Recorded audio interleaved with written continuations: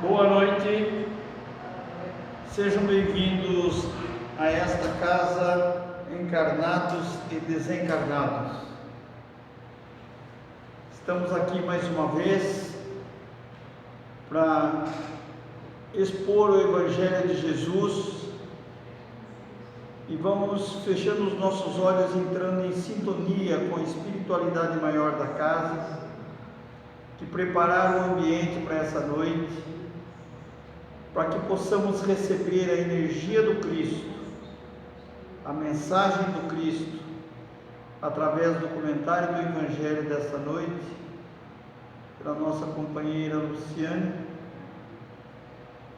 e que todos nós levemos para os nossos lares essa vibração, essa tranquilidade que aqui sentimos nesse exato momento.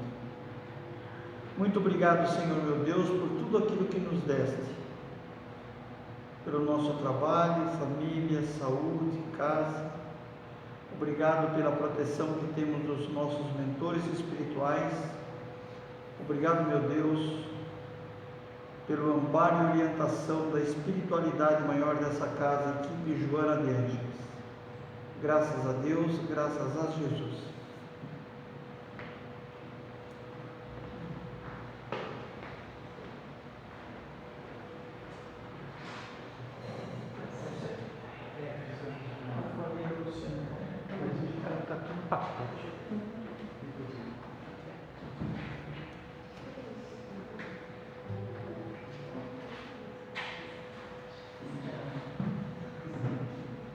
Boa noite, gente. Boa noite. Também estão em casa.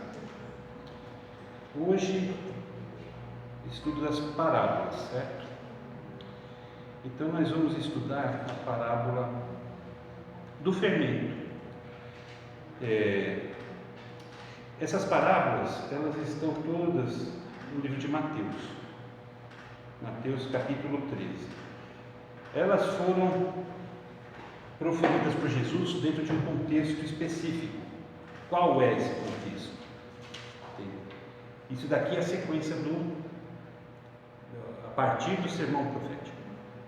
Então, isso está encadeado numa sequência, né? Desde o sermão da montanha, começando pelas bem-aventuranças, todas as recomendações do Cristo, né, a respeito do que a lei dizia e do que o Evangelho que ele pregava sinalizava, e completa-se nas parábolas. Então são 10 parábolas, acho que tem. As parábolas do rei, no capítulo 13. E elas são parábolas curtas, geralmente, né? Todas elas trabalhadas com elementos comuns a todo aquele pessoal, aquele povo que estava, aquela primeira audiência de Jesus, né? Composta de pescadores, de agricultores, pessoas simples, pessoas dos trabalhos mais simples, mais braçais, que eram aqueles que receberam, né, que tiveram esse primeiro impacto, né, que ofereceram uma primeira resposta à pregação de Jesus. E elas têm em comum um elemento interessante, que elas são todas referentes ao interior.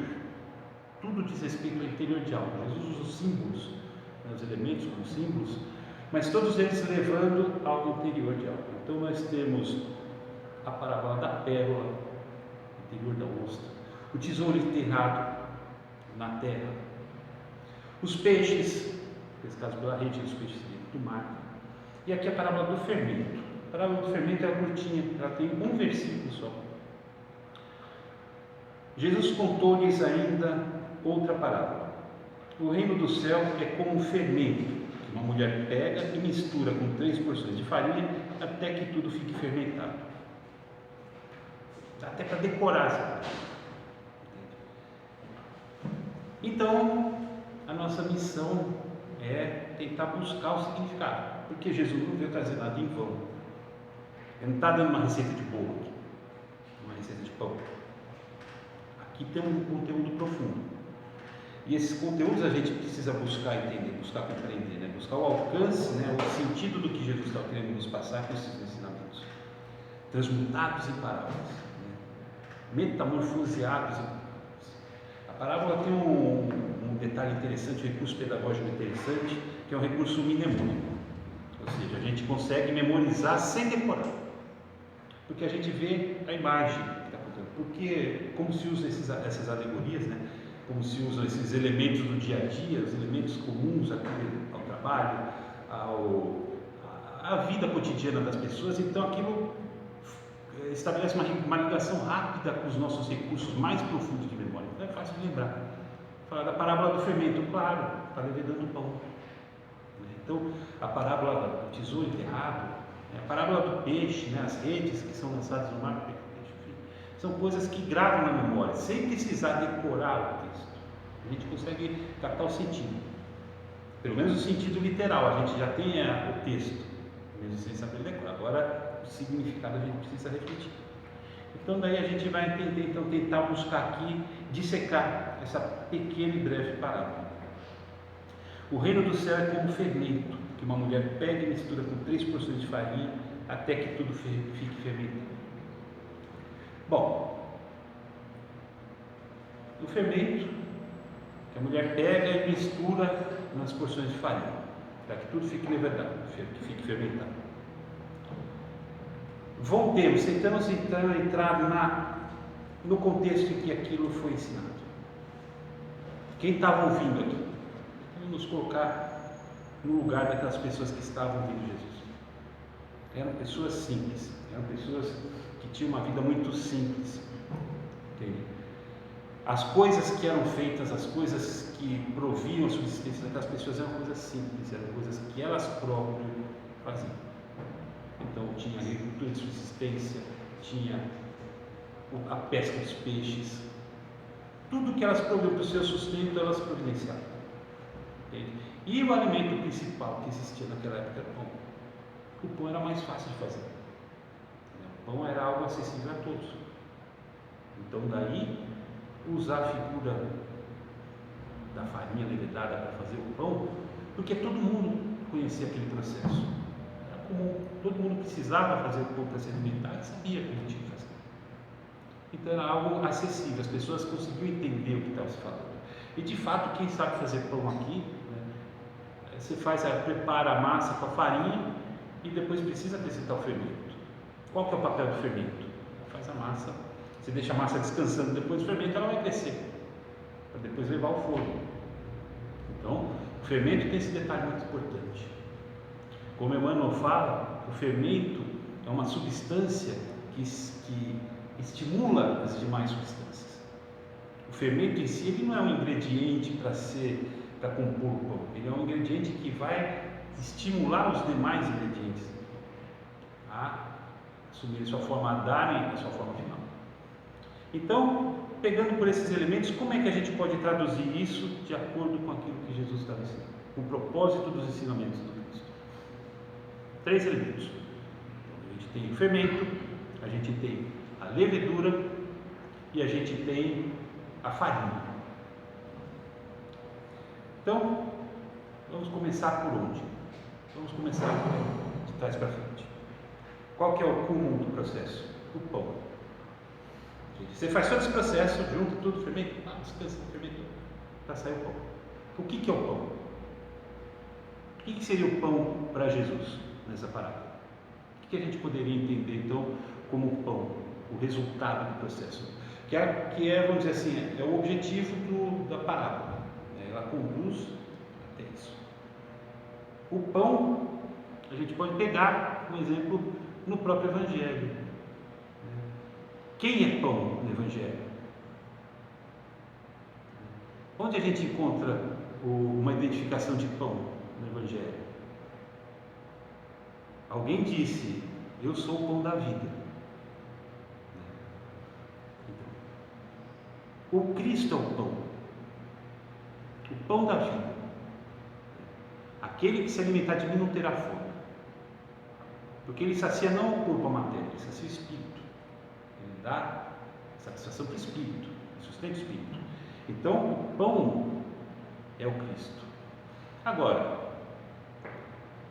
o Cristo é pão, porque hoje ele é o governador do planeta, o espírito mais evoluído que nós temos na nossa vida. no nosso mundo, né? Mas todos nós somos panificáveis, vamos dizer assim.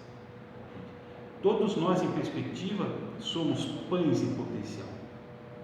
Até porque a espiritualidade ensinou com Kardec. Jesus é guia e modelo da humanidade. Então, todos nós temos como objetivo sermos como Jesus. A perfeição que nós estamos tentando trabalhar, que nós buscamos conquistar dentro de nós, ela tem como finalidade nos tornar iguais ao Cristo. Daí porque Cristo é o pão da vida. Nós seremos, por nossa vez, chegado o momento, também o pão da vida. Nós seremos também esse pão da vida. Então, no processo da parábola, a culminação da parábola é o pão da vida, ser o pão. Isso é algo que a gente vai atingir também. Agora, um pão não se faz sozinho. Não basta você pegar a farinha de trigo, jogar lá no forno e deixar lá que não vai virar pão. Aliás, não só farinha, você pode misturar ovo, pode misturar outros ingredientes lá, sal, açúcar, enfim. Aquilo sozinho não vai virar pão. Não adianta você pegar, botar e deixar ali, agora eu vou esperar que isso aqui daqui a um dia, 2 dias vai virar pão. Não vai. Precisa de outros elementos. Aí entra o fermento. Jesus deu destaque para o fermento. O reino dos céus assemelha-se ao fermento. Então, dentro da parábola, a peça principal da receita é o fermento. Jesus está ensinando o reino dos céus. Então ele fala, o reino do céu assemelha-se ao fermento, que a mulher pega e mistura na farinha para liberar. O que seria o fermento? O que seria, então, o que Jesus queria apresentar através dessa metáfora do fermento? Então vamos pegar, qual que é o objetivo? A gente se tornar um pão da vida. Quem é o pão da vida? É o Cristo. Então, para a gente se tornar um pão da vida como Cristo é, a gente precisa atingir a nossa evolução. A gente precisa completar o nosso processo evolutivo. Ou seja, temos que galgar essa nossa jornada evolutiva para chegar nessa finalidade. Como que a gente evolui? O que é preciso para evoluir? A doutrina espírita é muito objetiva nesse sentido.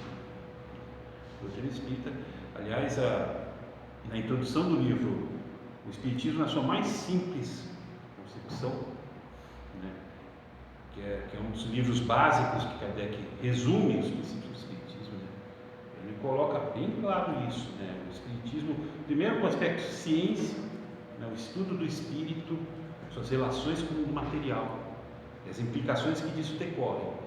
Aqui a gente entra no campo moral, e no campo moral Kardec fala, o guia moral mais perfeito que a gente tem à disposição para a evolução, para o nosso desenvolvimento moral é o Evangelho. Quer dizer, então para evoluir a gente precisa do Evangelho. O que é o pão? O que é o fermento? O que a gente poderia entender pelo fermento? A boa nova. O Evangelho de Cristo. Sem isso a gente não concretiza nada. Aliás, voltando também no Evangelho, Jesus fala, eu sou o caminho, a verdade e a vida. Não se chega ao Pai senão por mim. A gente não tem outra forma de chegar até lá. Não existe outro ingrediente que substitua o fermento e que vai resultar no mesmo produto. Não tem. E o interessante do fermento, ele tem uma característica peculiar, porque ele brota de dentro para fora. Aliás, 2 características que a gente pode falar. Primeiro, que ele age de dentro para fora. A gente mistura na massa, né? Sova a massa, fica aquela coisa bonita e você larga lá descansando. Se você pega aquele produto sovado, amassado e tudo mais, onde está o fermento aqui? Você não vai ver. Está entranhado. Ele tem que estar entranhado mesmo para ficar o pão sair bem feito. A gente não vê o fermento. Aliás, você nem percebe que tem fermento na massa. É aquela coisa amorfa assim, tá? E larga para descansar. Né? Daí meia hora, daí 1 hora depois, aquilo está transbordando. Né? Então, é de dentro para fora. Isso significa dizer o quê? Ninguém vai virar pão da vida adotando práticas exteriores, rituais, etc, etc. Isso não funciona, não chega no produto. A transformação é interior. A transformação parte, brota do íntimo para chegar no exterior. Esse é o primeiro ponto. E o segundo ponto, a transformação não se dá no instante, ela não acontece como a fulminação de um raio. O fermento leva tempo para fazer efeito. Você põe o fermento na massa e deixa descansar. A palavra de Deus, o Evangelho, ele funciona da mesma forma na nossa vida. A gente primeiro vai ter que tomar contato com ele. Mas é um contato verdadeiro, porque contato superficial a gente já tem faz muito tempo. Não adiantou. Então precisa ter um primeiro contato verdadeiro. Esse contato verdadeiro significa o quê? Entender que isso daqui é um roteiro de vida. Isso daqui é um guia de existência, um manual do produto. Isso aqui não é objeto de idolatria, isso aqui não é objeto de santificação, não é um negócio para você deixar fazendo enfeite na casa junto com o crucifixo, um monte de imagens santas. Isso daqui é um guia, um roteiro. A gente tem tantos roteiros na nossa vida que a gente usa diuturnamente. Precisa entender qual que é a função do manual. Se você não tem um técnico de 8 anos a quem recorrer para te explicar, você vai ter que ir lá buscar o manual e ter que buscar, isso aqui funciona. Manual do carro, seu carro tem um manual, às vezes você precisa, onde é que está guardado o tal do fusível do negócio, tem que ir lá no manual. A televisão, alguém mexe lá, senta no botão, desregulou tudo, como é que você vai regular tudo de novo? Pega o manual. Esses manuais ensinam como mexer, como lidar com esses aparelhos. Agora, tem um manual para a vida. E esse manual da vida a gente desconsidera.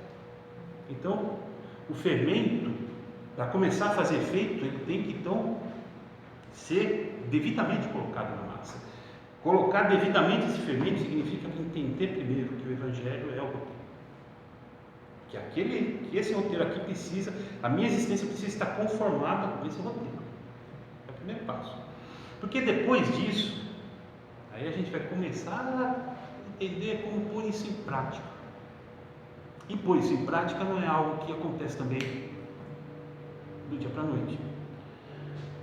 Pôr em prática significa renovar, rever e retransformar, vamos dizer, retransformar não é a palavra certa, transmudar todos os conceitos e conteúdos que a gente desenvolveu ao longo dos séculos, com base em compreensões e visões pessoais, baseadas no nosso apego à matéria e às circunstâncias do mundo. A primeira coisa delas é abandonar o nosso apego à encarnação, propriamente dita, o apego à nossa personalidade atual, para se conscientizar de vez que nós somos espíritos vivendo uma experiência. Eu não sou Fábio, eu estou Fábio, eu sou um espírito imortal, todos nós somos espíritos imortais. Esse é o primeiro passo. Agora, para ter essa consciência, é tempo, esforço. É o fermento começando a levedar. O fermento não faz a coisa rápida. Então a gente também tem que ter isso. Por quê? Porque senão a gente começa a se sabotar num processo de diminuição de autoestima. Não consigo. Isso aqui não é para mim porque eu não dou conta. Eu comecei a ler o Evangelho segundo o Espiritismo a semana passada e hoje eu ainda não mudei. Você não vai mudar na semana. É um processo lento, gradual, constante. Aliás, isso é uma questão dos espíritos. Acho que é 783, se não me engano. Kardec pergunta exatamente isso. Como é que é o processo? Como é que caminha a evolução? O quê? Né? A evolução caminha por um processo lento e regular, que é o resultado da força das coisas. É um processo lento e regular. A ideia do fermento é para nos lembrar disso. Recebendo o fermento, que é essa boa nova, ele vai começar a fazer seu efeito no tempo certo, no processo certo. A gente não tem como suplantar isso. A gente pode se conformar a esse tempo, isso é uma coisa. Se leva 2 horas para a massa ficar levedada, a gente se conforma a essas 2 horas. O que a gente costuma fazer é a gente retrasar tanto que em vez de levar 2, leva 4. Aí é outra coisa. Mas a gente pode se conformar e obedecer o tempo certo. E isso é o que basta. E aí fala do quê? O fermento se assemelha... Não, o reino de Deus se assemelha ao fermento que a mulher coloca nas 3 partes de farinha. Por que 3 partes? Aqui eu achei um negócio interessante que é do Humberto Roden. Não sei se vocês conhecem o jaleiro Humberto Roden, né? Ele é teólogo, já faleceu, teólogo e espiritualista. Ele tem livros muito bacanas, né? Porque ele é bem ecumênico, vamos dizer assim, não segue uma só filosofia, né? E ele fala exatamente disso. Ele diz o seguinte: olha, o fermento deve penetrar a massa. A massa somos nós. Já vou dar um spoiler: a massa somos nós. Mas não basta só assim, você vai cobrir aquela massa com fermento. Não, tem que entranhar. E entranhar em todos os aspectos. Então ele pega esse ponto, 3 partes de farinha. Por que 3 partes? Não é exatamente a proporção ideal. Aliás, quem faz pão, os poucos que eu fiz, você usa muito pouco fermento para um determinado volume de massa. Se colocar 3 partes de farinha por uma de fermento, vai ficar muito até. Põe, é uma colher, às vezes, uma colherzinha. 3 partes. Mas o que é esse 3 partes? Por que chama atenção para isso? Ele dá uma ideia interessante para a gente refletir. Ele fala basicamente o seguinte: o ego humano, que é o ego, é o que? É a nossa pessoa encarnada, né? O centro da nossa personalidade encarnada. Fala, o ego se baseia em 3 elementos, basicamente. Entende? A razão, a emoção, e o terceiro fugiu. Esqueci qual que é o terceiro. Mas tem 3. Agora está lá, está para o livro do Humberto Roden. Vocês podem ler. O fermento deve perpassar os 3.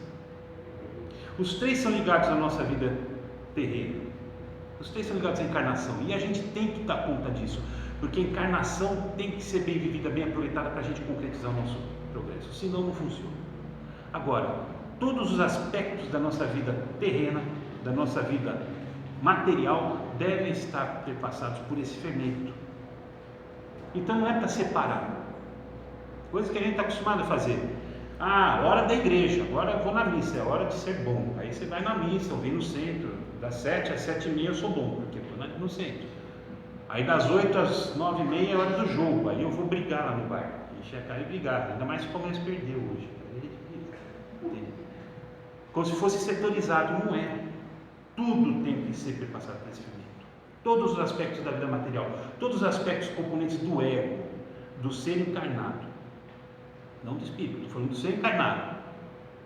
Trabalho, família, entende? Amizades, enfim, tudo que a gente tem na nossa vida, no nosso cotidiano, tudo isso deve ser executado, vivenciado com esse fermento nos região. Senão o pão não cresce. O pão não vira um pão, vira uma bisnaguinha. Não é bem essa ideia. Não é a bisnaguinha da vida que a gente queria dizer. Então precisa ter essa integração total. Não é só uma pitadinha, não, é total. A massa, e aí a gente vai na massa, nós somos um ser, nós devemos entender a nossa integralidade a partir do espírito que nós somos, o espírito imortal que nós somos. Então essa é a raiz. Tudo o resto que nos acompanha faz parte desse ser integral que nós somos hoje, mas a partir do espírito, radicado no espírito. E todo esse ser integral tem de estar integrado, tem de estar penetrado por esse fermento. Tem de estar penetrado por esse fermento. Aí você tem os elementos: massa, fermento e o resultado final levedado, o pão. Só que aí quem faz esse destaque é Caio Barchuta. Também tem um livro muito bom que ele estuda as parábolas. Aí é o seguinte, também assim, você junta massa, fermento, bandeja, não vai sair o pão. Precisa de mais um elemento que não está na parábola. Não está na parábola, mas todo mundo que faz pão sabe o que é preciso. Alguém aqui tem quem saiba fazer pão. Vocês têm a massa, fermento, levedor, bonitinho, sovou bastante, botou na bandeja. Só que a bandeja você precisa fazer algo com ela para sair pão, porque sozinho também não sai. Tem que pôr no forno. Precisa ter fogo na história. Sem fogo não tem pão. Sem fogo não chega no resultado. Essa é a parte implícita que a gente poderia estudar, porque faz parte do processo. Se Jesus está usando um processo, ele usa a parábola, ele usa essa metáfora com elementos que aquelas pessoas tinham no seu cotidiano como muito comuns. Ele queria que essa associação fosse plena, para que elas tivessem o máximo aproveitamento do ensinamento. Então, para eles era natural falar: bom, ok, vai fazer um pão, massa, fermento, a massa, e põe no forno, óbvio. No forno. Então, o que é o fogo? A massa tem que passar pelo fogo. A massa fermentada tem que passar pelo fogo. Tem que ir para o forno. É o forno do inferno? Não. É forno lá também, mas não precisa ser esse. Não precisa ser esse forno do que a gente está falando, mas é um forno. Esse forno vai transformar, vai dar o ambiente para essa transformação da levedura. Transformação final do produto. E o que seria esse fogo? As provações do nosso dia a dia, as circunstâncias da vida em um mundo material, as circunstâncias da vida em um mundo de provas e expiações, porque é claro, a gente pode falar as circunstâncias da vida de um mundo feliz não vão ser fogo do Espírito. Ali ele não merece mais isso, já tem pão ali, mas aqui precisa. A gente precisa enfrentar. Precisa enfrentar a violência? Precisa. Precisa enfrentar a corrupção? Precisa. Aí vai subindo o disco da temperatura do forno. Corrupção 220. Covid já foi para 340 graus. Né? Aí você vai subir a temperatura, quer dizer, mas precisa passar por isso. Porque senão a gente não chega no produto. A gente não vai obter esse produto. E esse fogo é interessante porque aí tem um texto quer dizer, aqui no Lúcio, no livro Jesus no Lar, ele vai falar assim, ele dá uma pista muito bacana para a gente entender onde a gente vai encontrar. Bom, o forno a gente vai ter em todas as circunstâncias da vida. Essas circunstâncias preparatórias da massa, né, assim, que permitem a massa se transformar em pão, todas as circunstâncias da vida. Porém, tem o capítulo aqui do livro Jesus no Lar, capítulo 2, chama Escola das Almas. É um texto muito bacana, né? O livro é muito bom, Jesus no Lar. Mas, assim, só para dar uma ideia, né? Depois de uma palavra de uma palestra de Jesus, a sogra de Pedro pergunta assim: Senhor, afinal de contas, que vem a ser a nossa vida no lar? E aí começa então a explicação de Jesus em cima disso. Não é o nosso assunto agora. É muito bacana quem tiver o livro para ler em casa depois, vale muito a pena, capítulo 2. Mas no contexto, no decorrer da explicação de Jesus, né, Jesus tem um destaque aqui que ele fala o seguinte para a sogra de Pedro: o lar é a escola das almas, o templo onde a sabedoria divina nos habilita, pouco a pouco, ao grande entendimento da humanidade. E sorrindo, Jesus perguntou: que fazes inicialmente as lentilhas antes de servi-las à refeição? A interpelada respondeu titubeante: naturalmente, Senhor, cabe-me levá-las ao fogo para que se façam suficientemente cozidas. Depois as tempero, tornando-as agradáveis ao sabor. Pretenderias também, porventura, servir pão cru à mesa? De modo algum, tornou a velha humilde. Antes de entregá-lo ao consumo caseiro, compete-me guardá-lo ao calor do forno, sem essa medida. Aí Jesus fala: há também um banquete festivo na vida celestial, onde nossos sentimentos devem servir a glória do Pai. E o lar, na grande maioria das vezes, é bocadinho santo ou o forno preparador. O que nos parece aflição, sofrimento dentro dele é recurso espiritual. O forno, o grande forno das nossas existências é o nosso lar. A gente vai encontrar circunstâncias em qualquer setor da vida, mas a grande, vamos dizer assim, a grande base desse forno é o nosso próprio lar. Que coincidentemente, né?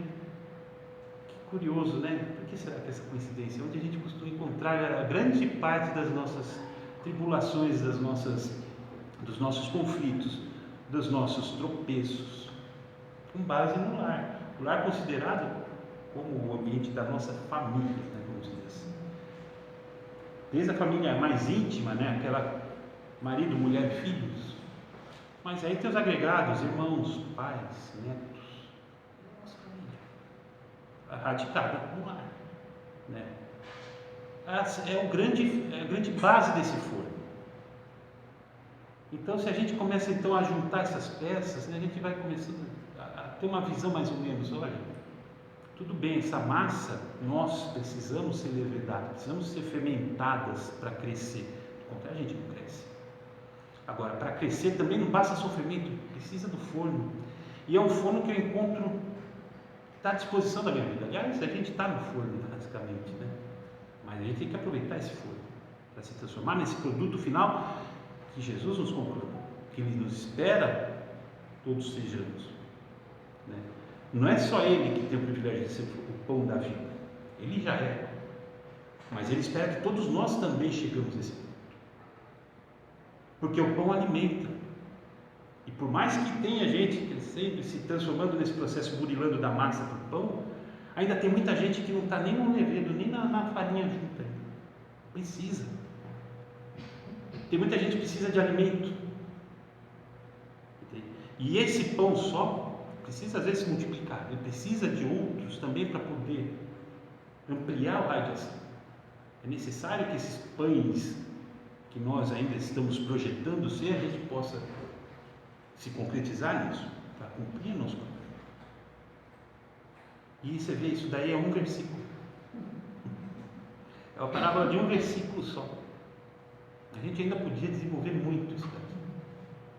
A gente pega, por exemplo, as possibilidades de interpretação do que seja o fermento. Essa é uma. Tá? Agora, se a gente for lá nas duas cartas de Paulo aos Coríntios, Paulo dá uma conotação negativa ao fermento. Tem uma carta que ele escreve, acho que é a primeira, que ele critica alguém da igreja que teria abusado de alguém. E a igreja não tomou as providências necessárias naquela comunidade, não tomou, e ele critica essa omissão. E aí ele adverte: vocês não têm noção de que o fermento, um pouco de fermento pode levedar tudo? Aqui é uma conotação negativa. Então tem essa possibilidade também de interpretação. Então você vê, é uma parábola que permite múltiplas conclusões, múltiplos estudos. Aqui a gente está tentando estabelecer aquele que é mais, vamos dizer aqui, que pode nos impulsionar no nosso processo. Agora também isso aqui pode servir de uma advertência, a gente pode tirar daqui elementos para advertência. Então é algo muito rico. Por isso que a gente precisa estudar, por isso que a gente precisa se dedicar um pouco, com mais empenho, com mais contundência, a tentar buscar esses ensinamentos, né? Eles são muito importantes e eles são muito precisos para todas as nossas circunstâncias de vida. Cada uma delas tem um espaço que se encaixa precisamente em qualquer uma dessas interpretações. Então, fica o convite para vocês. Se vocês quiserem dar um trato nesse Mateus 13:33, a parábola do único versículo do fermento, Caiba Chuta, Rafael Papa, Haroldo Dutra tem palestra no YouTube, o Arthur Valadares tem palestra no YouTube sobre essa palavra. Então tem muito material, convido todos a estudar, tá bom? Agradeço a paciência de todos vocês, vocês tenham uma ótima noite, uma ótima semana, que Deus nos abençoe a todos.